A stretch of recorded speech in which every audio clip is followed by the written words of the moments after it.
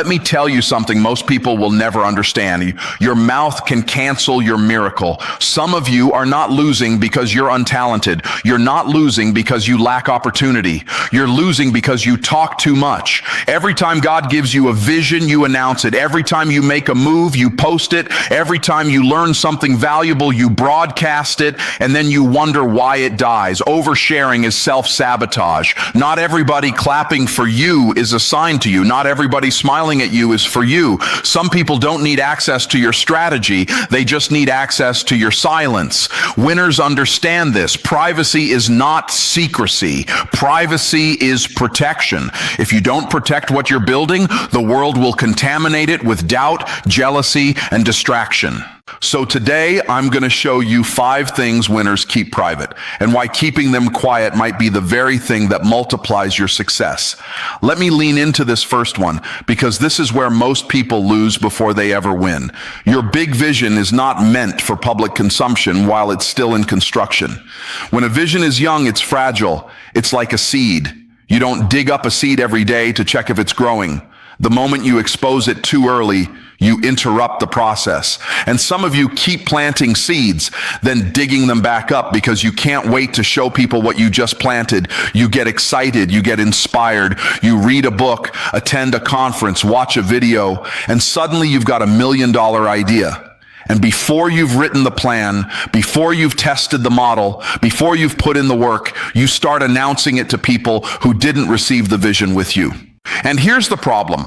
People respond to your idea from the level of their belief, not yours.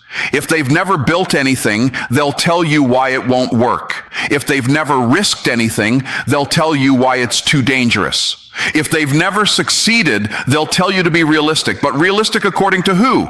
You don't need consensus when you have conviction. The early stages of a vision require protection, not permission, because opinions are cheap, but execution is expensive. And when you start collecting opinions before you've built momentum, you weaken your own resolve.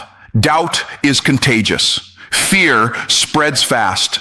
And sometimes the only thing standing between you and breakthrough is your ability to stay quiet long enough to build. Let me tell you something powerful. Celebration before manifestation can sabotage motivation. When you tell everybody what you're going to do, they clap for you, they congratulate you, they say, "That's amazing."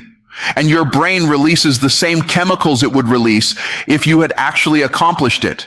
You feel successful without having done the work. And that feeling can trick you into slowing down. There are dreams that died because they were overexposed. There are businesses that never launched because the founder talked more than they built. There are books that were never written because the author got addicted to talking about writing instead of actually writing. Winners understand timing. They understand that silence is not insecurity. Silence is strategy. When you're building something significant, you don't owe the world a progress report.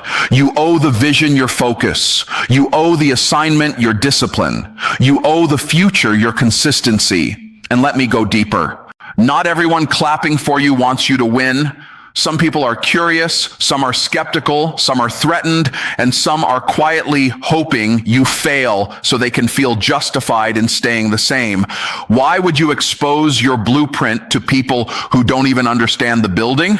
When architects design skyscrapers, they don't call a town hall meeting to ask everybody what color the steel should be. They design, they calculate, they test. And then one day, the structure rises from the ground and everybody says, "Wow, where did that come from?" It came from discipline. It came from private work. It came from unseen hours. You want public success? Master private development. There's a season where you talk, and there's a season where you build. If you confuse the two, you delay the harvest. Some of you have a vision that scares you. Good. That means it's bigger than your current identity, but the moment you share it with someone who can't see what you see, they try to shrink it to fit their comfort zone. And if you're not rooted, you'll start negotiating with your own greatness. Stop negotiating with your greatness. If the vision was given to you, it's because you have the capacity to grow into it. But growth requires insulation. It requires space. It requires protection from unnecessary noise. I'm not saying never share. I'm saying share strategically. There are mentors you can confide in. There are partners aligned with your mission. There are environments built for expansion. But random conversations with unqualified critics, that's not strategy. That's self-sabotage. You don't announce a pregnancy at 1 week. You wait until it's strong enough to survive. Why?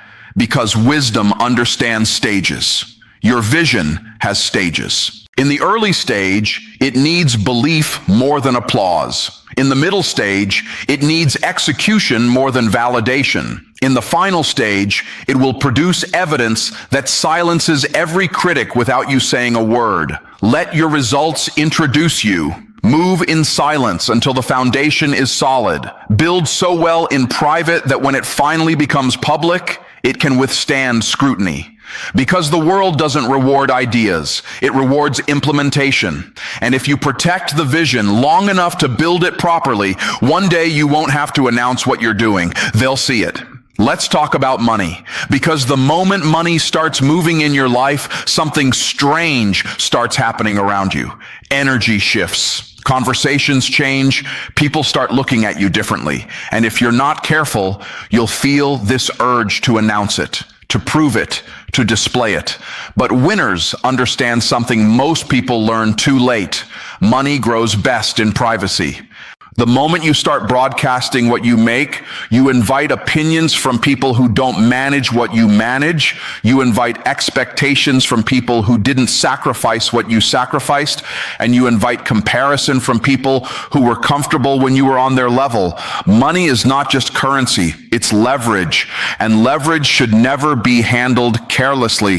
When people know what you earn, some will celebrate you, but others will silently resent you. And resentment is dangerous because it doesn't announce itself. It disguises itself as jokes, as subtle comments, as backhanded compliments. Oh, must be nice. You're lucky. You changed. No, you grew. But when you reveal your financial position, you give people a number to attach to your identity. And once they attach a number to you, they begin to calculate what they think you owe them. Now family members start showing up with emergencies. Friends start pitching ideas. People who never supported your grind suddenly have access to your inbox. Not because they love you, but because they see opportunity. You have to understand this. Access to your income is access to your influence. And not everybody should have that. There's a reason wealthy people don't walk around telling strangers their net worth. There's a reason smart investors move quietly, because visibility without boundaries creates vulnerability. And let me take this deeper. When you constantly talk about money, you start shifting your focus from building wealth to displaying wealth. And those are two completely different mindsets. One mindset multiplies, the other consumes. The loudest people about money are usually the most fragile financially, because they need the applause to validate the achievement. But real wealth doesn't need validation. It needs protection. You don't brag about seeds, you plant them. When you expose your income, you also expose yourself to comparison. And comparison is a thief. Suddenly you're not grateful for what you built. Now you're measuring against someone else's highlight reel. Now you feel pressure to upgrade your lifestyle to match the story you told. And lifestyle inflation is the silent killer of financial freedom. It's not how much you make, it's how much you keep, it's how much you grow, it's how much you control. If your income increases, but your expenses increase faster, you're not wealthy. You're trapped at a higher level. Privacy gives you room to be strategic.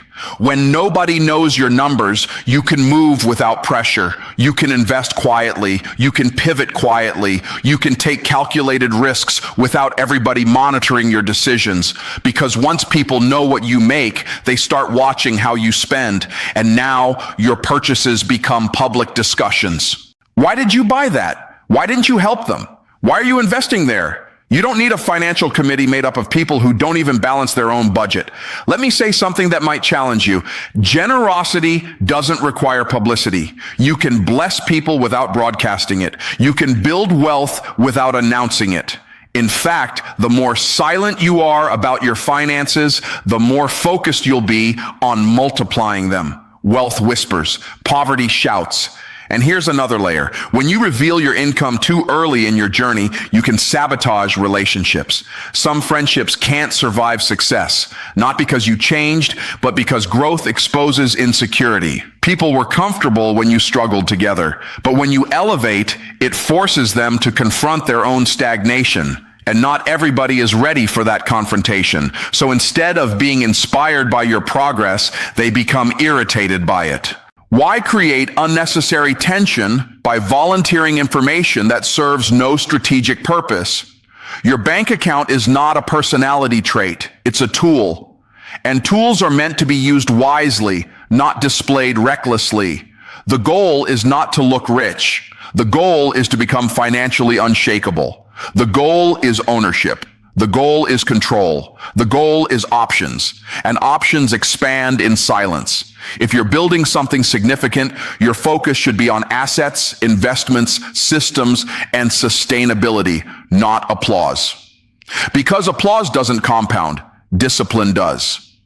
And when you understand that money is a servant, not a spotlight, you'll stop trying to prove you have it and start positioning it to work for you. Move different. Let your lifestyle reflect wisdom, not ego. Let your wealth be felt, not flaunted, because the less people know about your money, the more power you have over it. And power is best exercised quietly. Let me talk to you about strategy.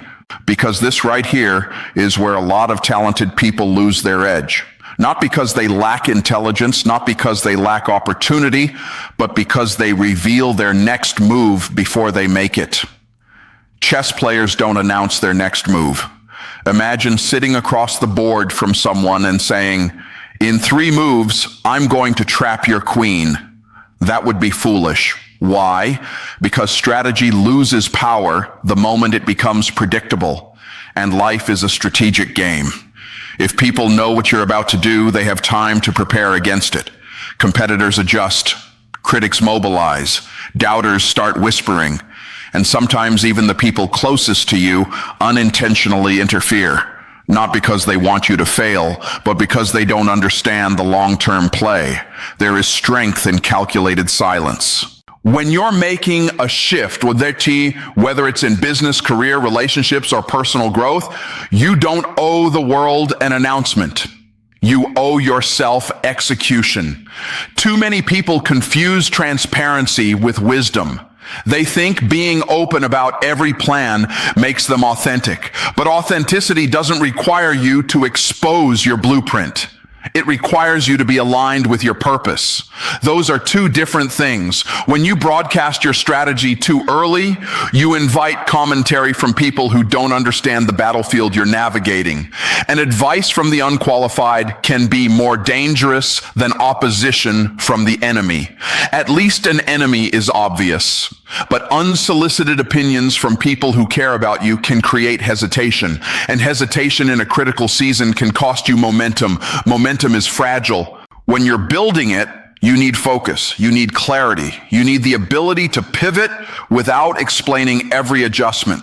Because strategy often requires flexibility. And flexibility becomes difficult when you've locked yourself into a public declaration. Let's say you announce your next big move. You tell everybody you're launching this new venture, entering this new market, making this bold transition. Now everybody has expectations. Now people are watching. And if you realize halfway through that you need to refine the plan, your ego gets involved. You start thinking, but I already told everybody. So instead of adjusting intelligently, you push forward stubbornly just to protect your image. And pride has destroyed more opportunities than failure ever could. Winners move with intention, not impulse. They understand that sometimes the smartest move is the one nobody sees coming. Silence gives you room to study the terrain. It gives you room to test quietly. It gives you room to gather data without pressure. And when the time is right, you execute decisively. The element of surprise is powerful. When people underestimate you, you gain advantage. When they don't see you as a threat, you gain space. When they think you're still in the same place, you gain leverage. But if you keep announcing upgrades before they're complete, you lose that advantage. Let your competition relax. Let critics assume. Let observers speculate while they're guessing. You're building. There's also another layer to this. Not every move is meant to be understood in the moment. Some decisions look confusing before they look brilliant. And if you expose them too early, you'll spend more time defending the move than developing it. You don't need to defend your strategy, you need to refine it, because once results show up, explanations become unnecessary. Have you ever noticed how people question you before success and celebrate you after it?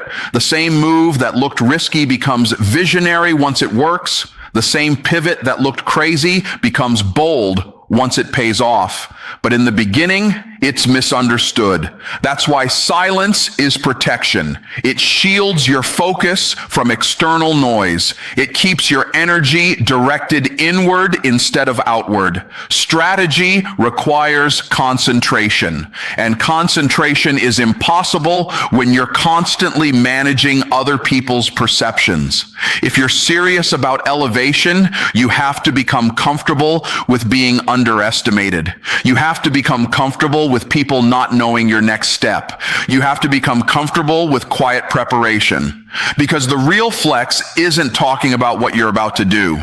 The real flex is doing it. Move like a chess player. Think 3, 4, 5 steps ahead. Don't reveal the play until it's already in motion. Don't advertise the shift until it's irreversible. Let them see the results. Let them feel the impact. Let them adjust after you've already advanced. Because power is not in announcing your next move. Power is in making it. Now let's go somewhere deeper, because this one right here has cost more people their confidence than failure ever did. Your personal struggles should not be shared with the wrong people. Let me be clear. I'm not telling you to suppress your pain. I'm not telling you to pretend you're strong when you're hurting. I'm not telling you to isolate yourself and carry everything alone. What I'm telling you is this: vulnerability is powerful, but only in the right environment. Not everyone deserves access to your scars. Some people don't have the capacity to handle your truth. Some people don't have the maturity to protect your story. And some people will take what you share in a moment of weakness and use it as a label for the rest of your life. When you open up to the wrong person, you don't get support, you get exposure. And exposure without protection creates damage. You have to understand something about human nature. Most people don't know how to separate who you are from what you're going through. So if you tell the wrong person you're struggling financially, now you're bad with money. If you admit you're going through relationship issues, now your relationship is a mess. If you share a moment of doubt, now you're insecure. They freeze you in your weakest moment, but you're not your weakest moment. You're a person in process. The problem is, once someone categorizes you, it's difficult to change that narrative in their mind. Even when you've grown, even when you've healed, even when you've overcome. And that's why wisdom matters. There's a difference between transparency and emotional leakage. Emotional leakage is when you vent without discernment. It's when you speak from pain instead of purpose. It's when you hand your private battles to people who have no intention or ability to help you win them. Not everyone is assigned to carry your burdens. Some people are spectators, not supporters. When you're building something significant, your emotional state is critical. And if you keep placing your vulnerabilities in the wrong hands, you'll find yourself feeling more exposed than empowered. You share your fear, and instead of encouragement, you get subtle doubt. You share your struggle, and instead of wisdom, you get gossip. You share your weakness, and instead of guidance, you get judgment. That's not vulnerability. That's self-sabotage. Winners are selective about who gets access to their inner world. They don't share to feel seen. They share to receive counsel. They share with mentors, not with bystanders. They share with people who have demonstrated strength in areas they're trying to grow in. Because advice should come from experience, not opinion. If someone has never built what you're building, how can they guide you through the storm you're navigating? If someone has never overcome what you're facing, how can they help you interpret the pressure correctly? Sometimes the reason you feel heavier after talking about your problems is because you gave them to someone who amplified them instead of helping you solve them. There's also another side to this. When you constantly talk about your struggles, you reinforce them in your own identity. Words are powerful. The more you rehearse your pain, the more you anchor yourself to it. And while processing is healthy, repetition without direction can become self-definition. You are not what you're fighting. You are not what you're healing from. You are not what you're overcoming. But if you keep telling the wrong audience the wrong story at the wrong time, you can trap yourself in an old version of you. Strength doesn't mean silence. Strength means discernment. It means asking yourself, is this person qualified to handle this part of me? Because once something leaves your mouth, you can't control how it's interpreted, remembered, or repeated. Guard your story, not because you're ashamed, but because it's valuable. Your pain is not entertainment. Your struggle is not a headline. Your process is sacred. There are safe spaces. There are wise counselors. There are trusted relationships. And when you find those, open up fully, heal deeply, grow intentionally, but don't confuse accessibility with intimacy.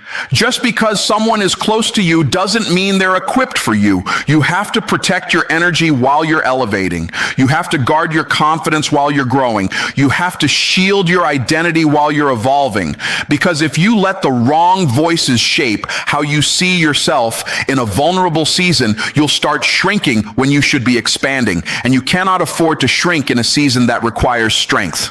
Share wisely, because your struggle deserves strategy, not spectators. Now let me give you the last one, and this one is subtle, but it's powerful. Stop announcing your long-term goals and deadlines to everybody.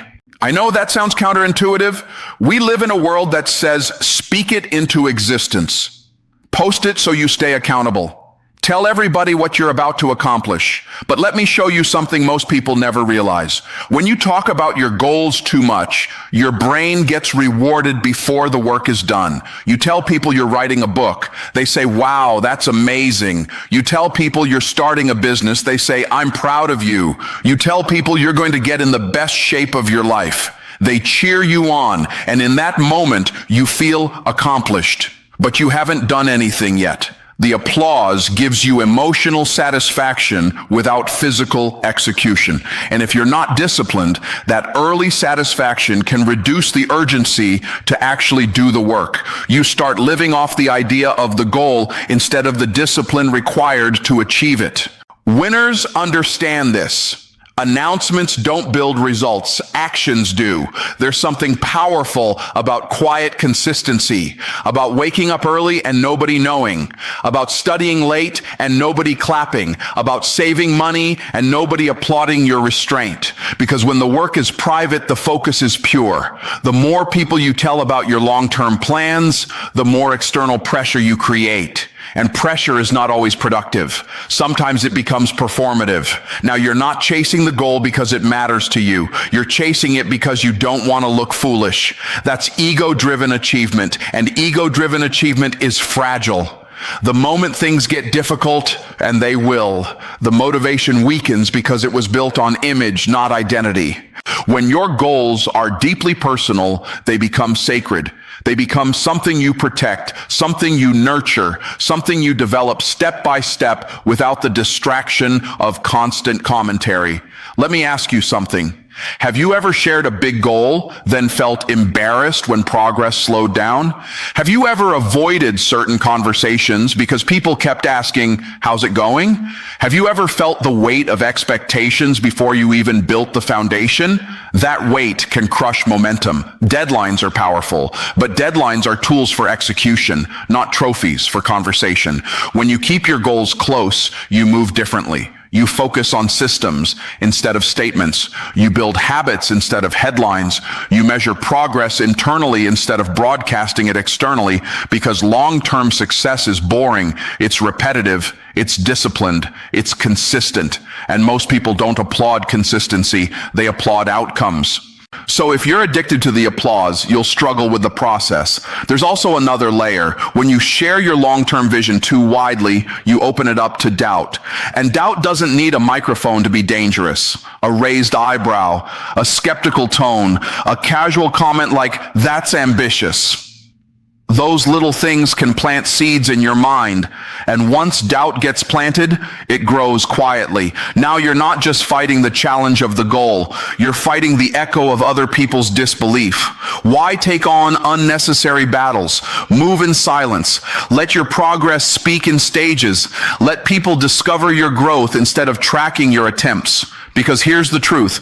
Most goals don't fail because they're impossible. They fail because the person chasing them loses emotional stamina, and emotional stamina is protected in privacy.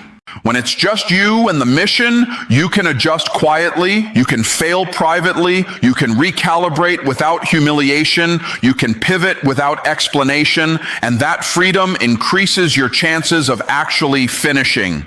Winners announce accomplishments, not intentions. They show the finished product. They reveal the transformation. They let the results do the talking. And when people say, "When did this happen?" the answer is simple. It happened while I was working. If you really want to win long-term, detach from the need to be seen in the beginning. Fall in love with the grind. Fall in love with the discipline. Fall in love with the quiet mornings and the late nights that nobody applauds. Because the less you talk about what you're going to do, the more energy you'll have to actually do it. And at the end of the day, results make more noise than promises ever will.